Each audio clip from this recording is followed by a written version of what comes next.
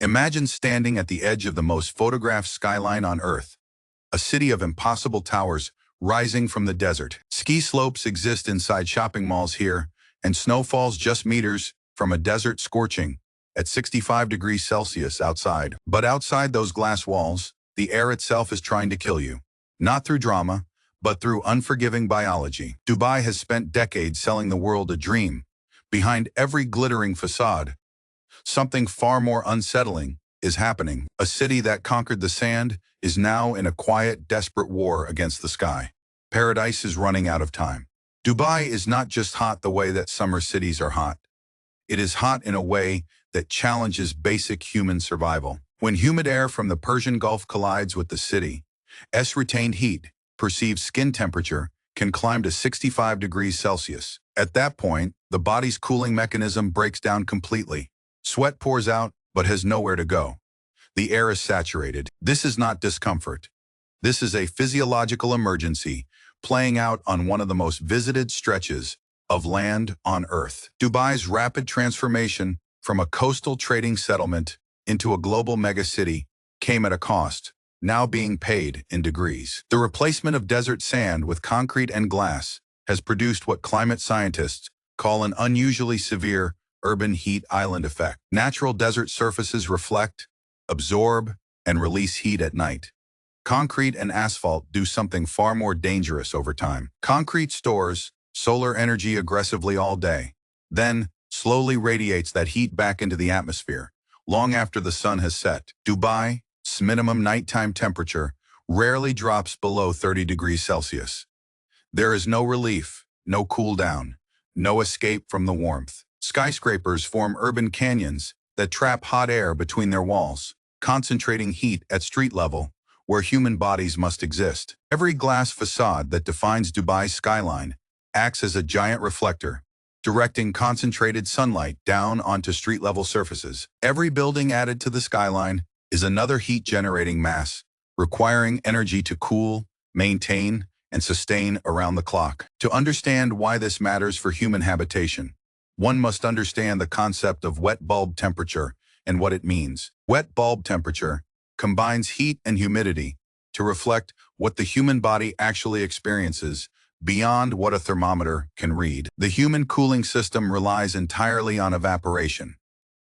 When humidity stops sweat from evaporating, the body has no mechanism left to cool. A wet bulb temperature of 35 degrees Celsius means even a healthy resting person in the shade will eventually, inevitably overheat. The Persian Gulf region already flirts with these dangerous conditions during peak summer months. The projections are not reassuring going forward. By 2050, the number of days exceeding 40 degrees Celsius in the region is forecast to reach 157 days per year, nearly 5 months. For tourism, this creates a quiet but fundamental distortion of the travel experience that no promotional brochure will ever honestly acknowledge. Visitors dreaming of desert vistas and marina strolls find that the outdoor city effectively shuts down during the hottest months of the year. Outdoor activities compress into the earliest morning hours or push to late at night. The heat owns the day between those windows. For the rest of the day, tourists transit from one sealed air-conditioned environment to the next. The taxi becomes a pressurized capsule. The shopping mall becomes the public square.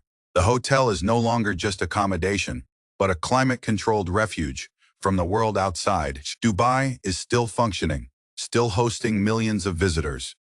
But the city tourist experience is increasingly an entirely indoor city now. This arrangement works only because of an extraordinary, energy-intensive infrastructure, operating continuously beneath Dubai's glamorous image every single day. Air conditioning in this city is not a luxury.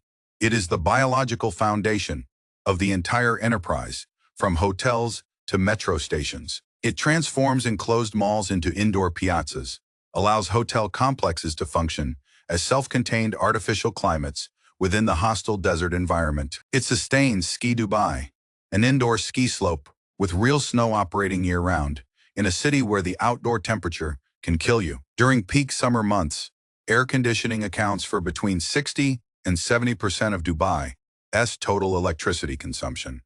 the grid is strained. Every degree of additional warming translates directly into greater energy demand, greater infrastructure strain, and significantly greater cost for everyone involved. Those costs are not abstract. They flow through the entire tourism economy, shaping what every visitor pays for every experience in Dubai. The city is not simply selling hotel stays and beach access. It is selling the right to inhabit a livable climate in a hostile zone. As the energy required to maintain that artificial climate increases, someone must absorb the difference.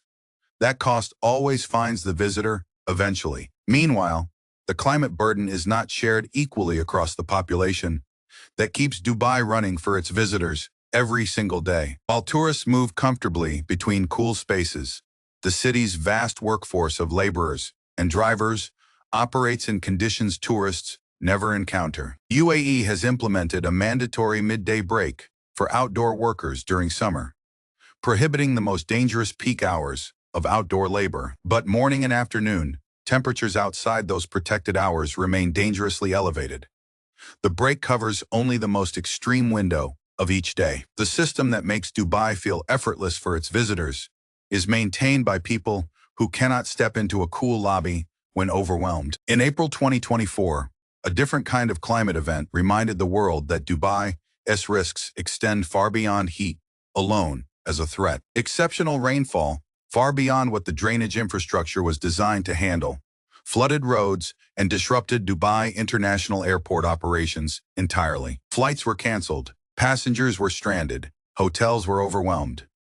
Dubai's carefully maintained image of frictionless control cracked visibly for the world. Public debate focused on cloud seeding, but the scientific reality behind the flooding event is considerably more straightforward than that argument suggests. A warming atmosphere holds approximately 7% more moisture for every degree Celsius of temperature increase.